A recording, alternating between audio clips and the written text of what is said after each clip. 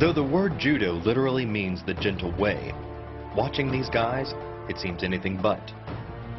To win in judo, you either throw your opponent to the ground or force him to submit with arm-breaking joint locks or deadly chokeholds. Kicks and punches are illegal, but that doesn't mean judo doesn't hurt. One of judo's best-known throws is the uchimata. To execute it, a judoka grabs an opponent and pulls, off-balancing him and giving him a forward momentum.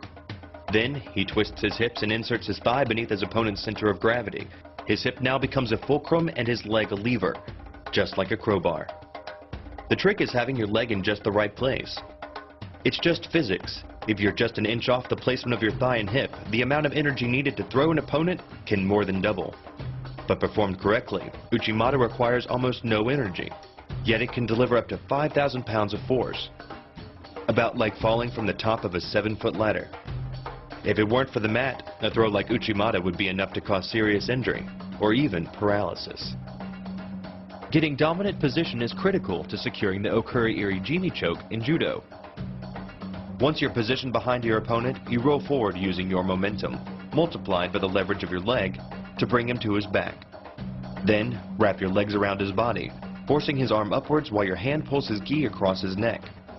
The collar of the gi reduces the flow of blood to the brain to a trickle, and ends the match. Hold this move for about 10 seconds, and a fighter will black out. Hold it just a little bit longer, and he's dead. Another effective move in judo is the sacrifice throw. Falling backwards as your opponent charges pulls your opponent off balance. Then, you drive one leg into his midsection to guide his momentum, lifting his center of gravity up and over, and hurling him to the mat. The sacrifice throw is a simple lesson in the conservation of energy. The stronger the opponent attacks, the further he gets thrown. It works like a catapult where your opponent's momentum supplies the counterweight. The faster he's going, the further he's going to fly, and the harder he's going to land. There are lots of ways to get your opponent into position for the TheGioiTyPhu armbar, but the most dynamic is to grab both his wrists and fall backwards. Then, use your weight and the force of gravity to pull your opponent to you, catching him with your legs and slamming into the mat, while keeping his elbow isolated at your hips and his wrist at your chest.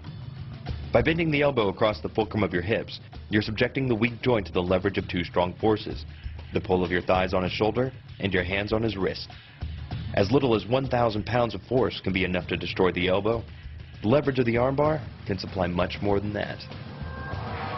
The uchimata throw, the okuri-iri-jimi chokehold, the sacrifice throw, and the TheGioiTyPhu armbar.